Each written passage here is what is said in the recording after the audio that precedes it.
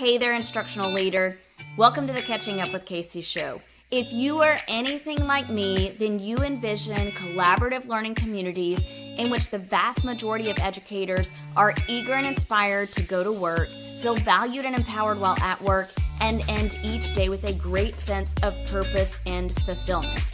And I believe this is possible if you have built cohesive, vision-driven teams that collectively move toward a common focus with leaders who are able to hold them accountable without micromanaging. And on this show, that's exactly what we talk about. Anything and everything that has to do with building cohesive, vision-driven teams. If you want to be part of the 30% who actually helps teams achieve district and campus goals, then you've taken a great first step in listening to this podcast. And if you're really serious about it, then you are going to reach out to me and see how we can work together to make that possible. Now, with all of that said, let's dive into today's conversation.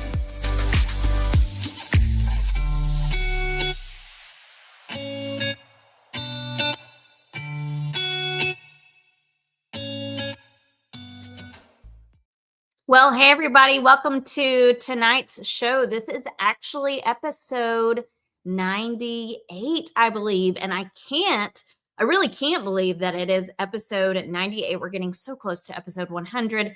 Like I've said before, we're going to go out with a big bang on episode 100, so be sure to come back for that episode. I am hoping to do a sweet giveaway, so you're going to want to be with me for that. Tonight's episode is titled Behind the Pages of the Craft of Clarity, and it is just me and you tonight, just me as your host and you as the listener. And I want to take you behind the scenes of my new Craft of Clarity book that I've written. It has come out so quickly. I can't even believe it. Let me tell you, at the beginning of December, I was getting closer to finishing the book. And I said, you know what? By the end of the break, I want to have the whole manuscript drafted. I want to have the manuscript done and turned into my publisher. And it turns out that having a publisher and not really deadlines, but a goal to work towards is extremely motivating for me, because not only did I get the manuscript completed and turned in since the beginning of December, it is also almost ready to be put in your hands. So I want to take tonight to tell you all about it. This Friday, January 10th, is the big launch day, the big release date for the Craft of Clarity. And tonight, I want to take you behind the scenes in a couple of different ways. I want to tell you about how this book came about. And I also want to read a little bit of this book so you can kind of get a feel for it. So let me tell you first, when I started writing this book, it came from my experience as both a teacher and leader, and also living kind of in the world in between. And I noticed two different narratives at play. I noticed that so often leaders were getting frustrated that teachers wouldn't get on board. And then at the same time, I noticed that teachers were speaking a different narrative. They had a different story, and their story was, we don't know what's going on. Like, what is it that they're wanting us to do or get on board with? So it was just two different narratives. I also have noticed in my time in education that, as I'm sure you have seen, there are the same cyclical problems happening again and again and again. Increase in tiers 2 and 3 numbers. We're noticing an increase of requests for products and programs. Teachers pay teachers materials that will help students with fluency, materials that will help students with their math facts. Like, we see more and more requests for these kinds of things. We also notice an increase in feeling like we need more positions, be it instructional coaches, leaders, interventionists, you name it. And then at the same time, we're noticing still an increase in the gaps in student achievement, right? So we're just noticing all of these things increasing, but nothing decreasing. Everything's increasing, nothing is decreasing, and it just feels like too much, and our wheels are spinning. Earlier today, I posted a reel about the products and programs that are purchased. In 2020, research showed that the average district spent $4.4 million on digital curriculum resources and about $155 spent per student. And that was back in 2020. So imagine what the expenditures are now. And yet, we still are seeing the same problems arise with no true solutions. We're spending more and more money on products, programs, adding new positions, and we're not seeing results. So, what if it's not a lack of resources, but rather a lack of clarity?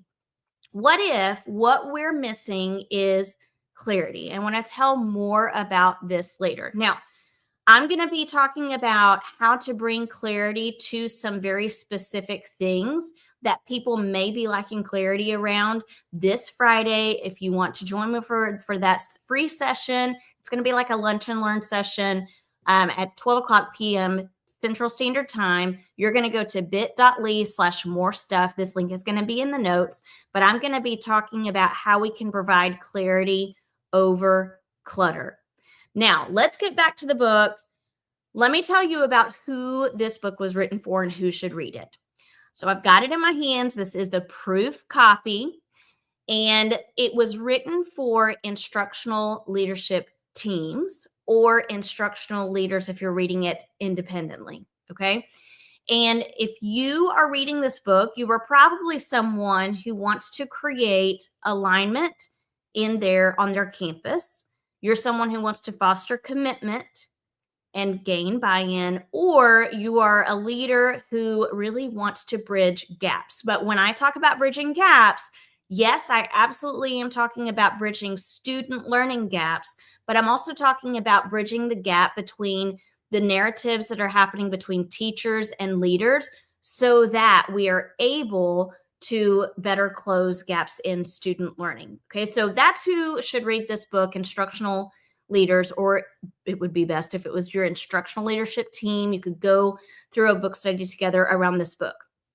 How should it be read? Let me tell you how it should be read. It should be read with the lens of this idea that clarity precedes capacity. Your goal in reading this book is not to have something that is a one and done, but instead to build clarity creating habits. You're building habits as a leader that help you to create clarity for your people so that you can create commitment, foster commitment, you can create alignment, okay? You may read it, like I said, independently. You might decide to read it with your instructional leadership team. You might decide to read it with a close colleague who's like-minded. You might choose to read it with me or learn more about this book with me. I'm going to be hosting not a book study. So don't think of this as a book study. Think of it more as like clarity conversations. I'm hosting a clarity conversation series starting February 17th, where I'm going to be telling you a little bit more about this book. And yes, you absolutely can read along as I'm telling you more about the book, but I'm going to be throwing out some questions, some thought-provoking prompts for you to discuss with some of your instructional leaders on your campus, or just for you to think about on your own.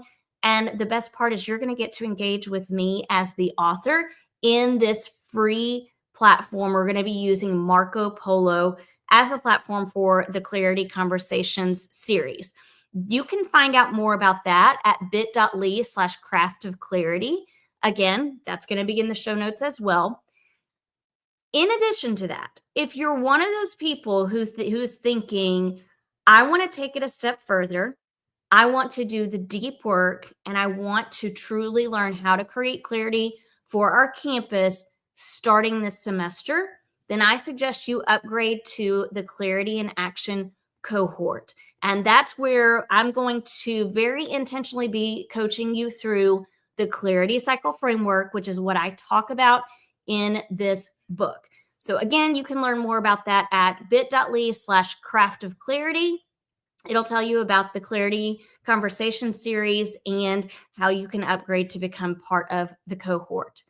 With all of that said, I want to dive into the introduction of this book. Now, if you're joining live, great, but I suggest that you maybe just mute the screen, or not mute the sound, obviously, because you're going to want to hear this. But I'm literally going to be reading from the book. And so you can go about your business and just listen in and get a feel for the book. Let me read the very beginning.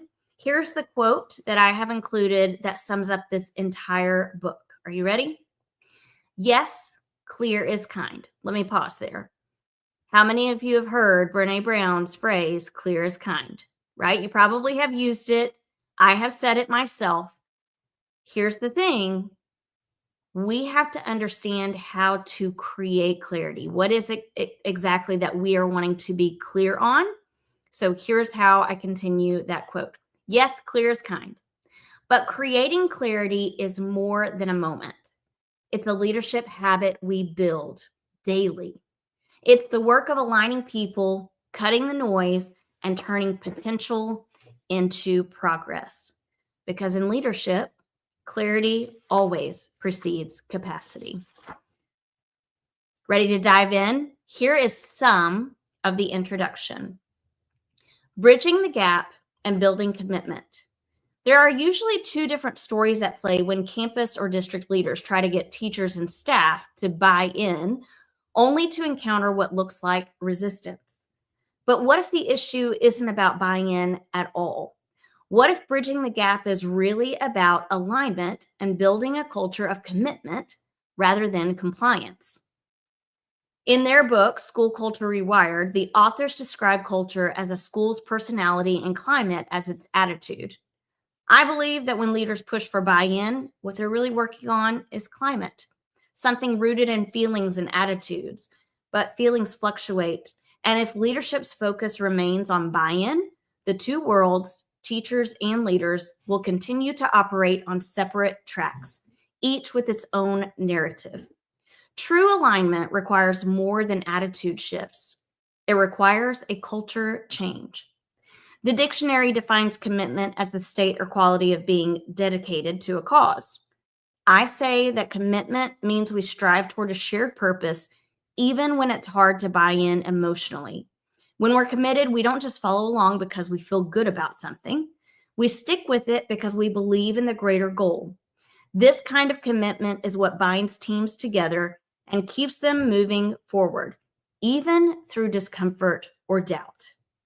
When I first committed myself to bridging the gap between these two worlds, leaders and teachers, I knew it would take more than good intentions. It would require being strategic, intentional, and supremely responsive. If I wanted aligned teams that were committed, I needed to approach the challenge thoughtfully. But honestly, it felt overwhelming, if not impossible. How do I get everyone on the same page? How do we, in the words of General Stanley McChrystal, get them all to be bound by a sense of common purpose? As my husband says, how do you eat an elephant? One bite at a time. And so I took what felt like the first bite, the first step. The origin story, the aspiring leader's quest. I didn't follow any one protocol initially, but I found myself devouring leadership books. Organizational leadership has always fascinated me, so that part was quite enjoyable. I culled and implemented ideas from thought leaders like Andy Stanley, Peter DeWitt, Simon Sinek, Chip Heath, Dan Heath, and John Maxwell, just to name a few. Then one day, a classroom teacher who was working toward her master's and principal certificate asked me, "How did you do it? How did you start getting everyone on the same page and moving in the same direction?" It surprised me to hear someone ask that. It's what we've been working toward for such a long time, but hearing those words said out loud, those exact words, is something I'll never forget. When people, sorry, I'm getting distracted by a child coming into my room. When people begin to notice alignment and collective commitment, even in small ways, it means something essential has been provided. Did I know at the time that what we were providing was clarity? Not at all. So when this aspiring leader asked, "How did you get everyone on the same page?" my first response was, well, I just zoomed out to see the bigger picture and then zoomed back in to figure out how we could help everyone move forward together. Thankfully, she didn't accept that pitiful answer. She wanted to know the details, the nitty-gritty. She was determined to learn, grow, and prepare for the work of leading as a future principal. Out of this aspiring leader's request to grow and others' genuine curiosity about how to get everyone in the same boat, rowing in the same direction, I was able to map out the steps we took to bridge the gap between leaders and teachers. These steps aligned PLCs, teams that moved confidently in unison toward a common focus. From this quest, the Clarity Cycle Framework was born. Let me tell you how, I'm going to pause there. That's part of the introduction, but I do want to tell you about how the Clarity Cycle Framework has been used in districts across the nation. Districts have used it when starting a new campus or improving a turnaround campus, to streamline or implement high-quality Tier 1 instruction, therefore decreasing the numbers of students in Tiers 2 and 3, when rolling out a new curriculum or initiative to support their district and campus strategic goals, as a way to develop PLCs that are actually professional learning communities and not planning meetings, for developing customized observation forms, to develop school-wide culture routines, and even when considering how to help teachers with materials and lesson internalization. There are so many ways that the Clarity Cycle Framework can be used to create a culture of commitment, but you have to start by creating a culture of clarity, and that starts with you developing habits as a leader, and that's what this book is all about. This book is intentionally small, right? It would not make sense for me to write a book about clarity if I had a super thick, overly complex book. It is purposefully short. It is purposefully small so you can put it in your bag and carry it with you as you travel. You can carry it with you to a doctor's appointment, a dentist appointment, and just pick it up as you're getting your hair done. It's small enough for you to carry with you because, again, this is a book about leadership habits and how you can create the craft of clarity for your people. So I hope that you will be on the lookout Friday, January 10th, for two things. Number one, join me for the Lunch and Learn, where we're going to talk about how to create clarity versus clutter. And then also be on the lookout for purchasing the book on Amazon. I cannot wait for this book to be in your hands. We'll catch you later. Hey there, thanks for joining this episode. I would love for you to do me 3 solid favors before you head out. Number one, subscribe to this show. I've got a lot of great guests and content coming up, and I don't want you to miss any of it. Number two, share this show. Share it with your like-minded colleagues and friends and those leaders who are eager to build cohesive, vision-driven teams.